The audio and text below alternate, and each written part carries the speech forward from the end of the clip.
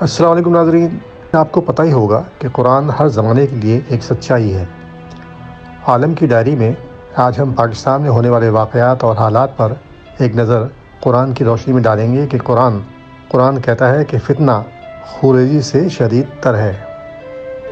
آئیے دیکھتے ہیں کہ فتنہ پھیلانے والوں کے لیے قرآن کس طرح تنبیہ کر رہا ہے، لیکن ہم مسلمان ہوتے ہوئے بھی طاقت کے زوم میں بالکل اندھے ہو چکے ہیں۔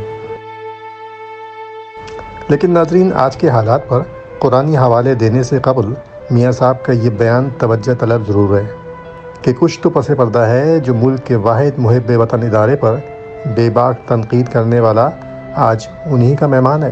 آئین بنتا ہے، ٹوٹ جاتا ہے، پھر آئین ٹوٹتا ہے، اس کے بعد ملک ٹوٹتا ہے۔ جو ملک کو توڑنے والے ہیں، جو پاکستان کے آئین کو توڑنے والے ہیں، جو پارلیمنٹ کو توڑنے والے ہیں، جو آج عدلیہ کے ساتھ جو سلوک کر رہے ہیں، جو پاکستان کے اداروں کو توڑ رہے ہیں، جو پاکستان کی جڑوں کو کاٹ رہے ہیں، میں ان سے بات کر لوں، ان سے ڈیل کر لوں، ان سے میں سودے بازی۔ کسی نے کہا کہ جناب ہم قوم سے شرمندہ ہیں، کسی نے کہا کہ جناب ہم نے مشرقی پاکستان کے عوام کا مینڈیٹ تسلیم نہیں کیا اور اپنی من مرضی کی ہے اور ملک توڑ دیا ہے۔ یہ پاکستان کے ٹھیکیدار ہیں، یہ ہر معاملے میں کود پڑتے ہیں۔ ان کا کیا کام ہے؟ یہ اپنی ڈومین میں کیوں نہیں رہتے؟ یہ اپنے دائرے میں کیوں نہیں رہتے جو آئین نے بتایا کہ اس دائرے میں آپ رہے ہیں؟ یہ کیوں حکومتی اداروں کے اندر جو ہے نا وہ آ کے قدم رکھتے ہیں؟ کیوں وزیر اعظم کو، حکومتوں کو چلنے نہیں دیتے؟ آپ یہ بھی کہیں کہ جناب میری بہت ساری جنرالوں سے نہیں بنتی تھی۔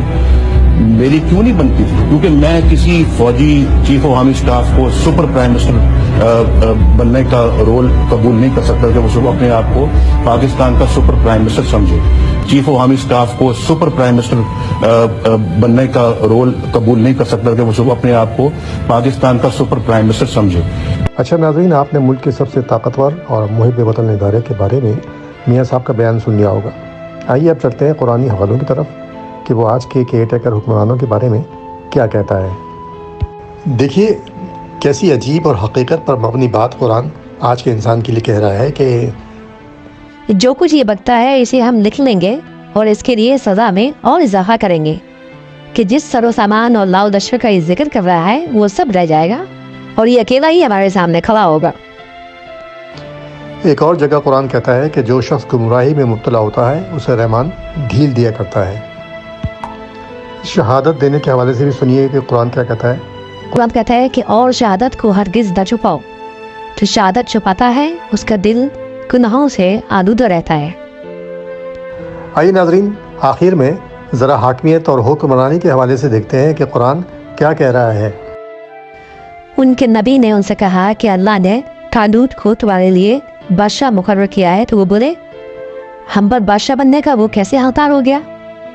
اس کے مقابلے میں بادشاہی کے ہم زیادہ حقدار ہیں۔ نبی نے جواب دیا کہ اللہ نے تمہارے مقابلے میں اسی کو منتخب کیا ہے اور اس کو دماغی اور جسمانی دونوں قسم کی اہلیتیں فراوانی سے عطا کی ہیں، اور اللہ کو اختیار ہے کہ اپنا ملک جسے چاہے دے۔ اللہ بڑی وسعت رکھتا ہے اور سب کچھ اس کے علم میں ہے۔ آخر میں ناظرین بس اتنا ہی کہوں گا کہ اللہ نے پاکستان کو سب کچھ دیا ہے، چاروں موسم، کھیت و کھلیان، سمندر، دریا، پہاڑ، ایٹم بم اور سیدھی سادھی عوام۔ کاش ہمیں مخلص اور ایماندار حکمراں مل جائیں، انصاف اور قانون کا بول بالا ہو جائے تو یہ ملک دنیا کا نقشہ ہی بدل کے رکھ دے گا انشاءاللہ۔ آج تک کے لیے اتنا ہی ناظرین، اجازت دیجیے، اللہ حافظ۔ پاکستان زندہ باد۔ عالمز ڈائری کو سبسکرائب کرنا نہ بھولیں۔